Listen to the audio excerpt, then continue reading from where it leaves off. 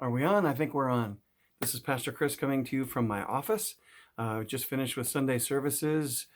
Been building to this point to go live and yet at the same time be able to collaborate with you, the worship team. And I thought it went really well this morning considering. So I've learned a whole lot. I know you're learning, but there are still some of you in the worship team that have not participated, and maybe you've just been so busy just like all of us have, or maybe you're not really sure, how do I get in on this? How can I be involved? I realize some instruments are a little bit more difficult than others, but all of you can sing, and I want to invite you to participate these next couple of weeks as we continue to do services like this, depending on what our president and our governor is advising us to do. So let me just give you two really helpful things here today, okay? First of all, you see I've got a headphone here. These are the steps that you would have to take in these next couple of weeks to collaborate online. And I'd love to have everybody involved in one way or another. And here's how you do it, right? You need, number one, I'm reading off my whiteboard here, a computer or a device to play a guide track. What's a guide track? It's something that we'll be sending you, which we've been doing. It could be as something, where maybe it's just a WAV file or something, or an MP3. And see, there's no vocals on it,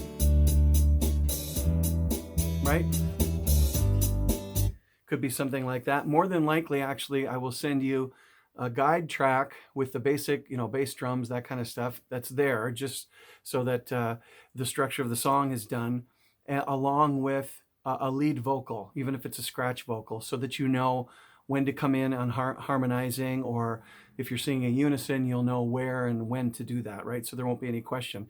But you need some sort of computer, most of you have that, or a device where you can listen to that after I send it to you, but you need to listen to it with a headphone. It could be one of these fancy schmancy ones or corded one, it doesn't matter.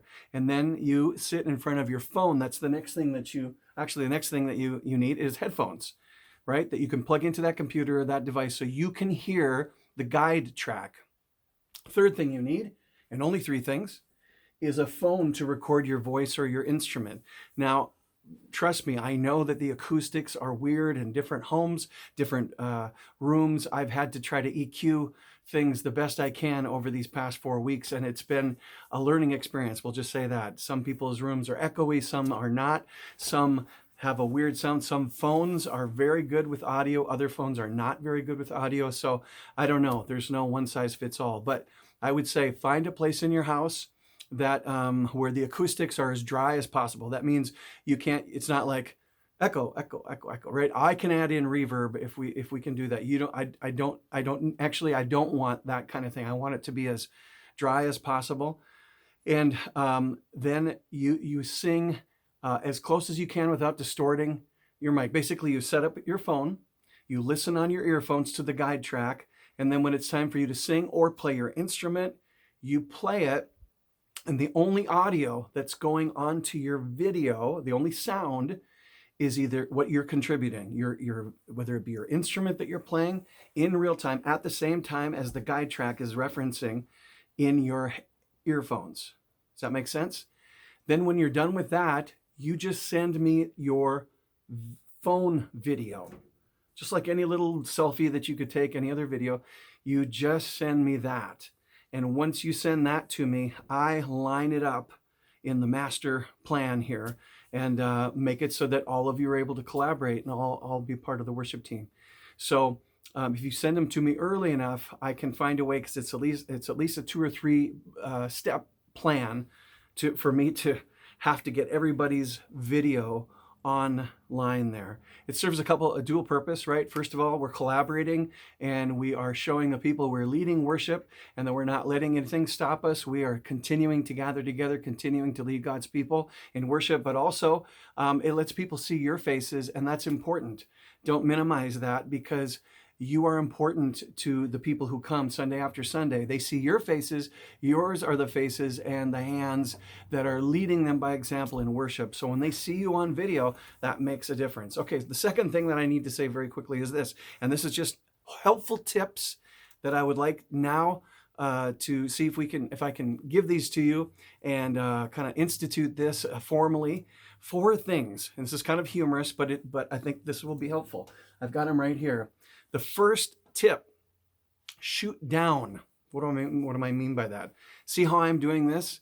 Now, when I'm doing a sermon, usually I'm kind of going straight on, but what is common for a lot of people is they look down at their computer, but that means everybody looks up your nose.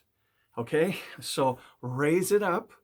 It doesn't have to be some crazy weird angle where it's like this, the slimming, angle, but it's at least lifted up. So I would say shoot down. That is to say, shoot down at yourself and then look up. So shoot down, look up. Those are the first 2 things. I'll say it again. Shoot down, look up. Not like this, because then we got the same problem, right? Look straight at the camera, but shoot down. And then number 3 and 4, get down. Okay, this is a 70s kind of a thing. When I say get down, I mean get into it. We lead by example. I don't mean, you're all over the place. That's not, I know we're a Pentecostal church, but I'm not saying to just be flailing all over the place, but I am saying show the people with your face and with your body language, and you have room in the frame to lift some hands every once in a while, right? Lift up your hands to the Lord, the Bible says. You can lift up your eyes. You can close your eyes. You can show that intensity, and that's not acting, that is leading by example. Okay, does that make sense? And then the final thing is, after you get down, I want you to dress up. So this means even though you're in your home, when you're singing or you're playing your instrument, at least just put on something that you would wear on a Sunday morning from here up. The truth is, even though I'm wearing a suit jacket and I'm wearing something else, I'm always wearing cargo, comfy pants. Although today I did put on black socks for the first time in like 4 weeks, just to, feel more official.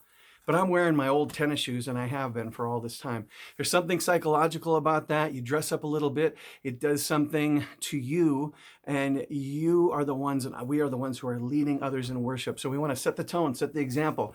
Jesus is worth dressing up for, right? So it's not a legalistic thing. I'm just saying, if we're on video, it's probably a good idea to do that, right? I'm speaking to me, I'm speaking to all of us. So the Lord bless you. Sorry this video took a lot longer than I expected, but anyway, God bless you. I'm going to send out those, we're going to be working on 2 different worship sets at the same time, so that whichever one gets done first, I'm able to use that one, or mix and match if I need to, right? So 4 songs I'm going to be putting out there right away, 4 guide tracks, so that you're able to start working on it and contributing, so you don't feel last minute and I don't feel last minute.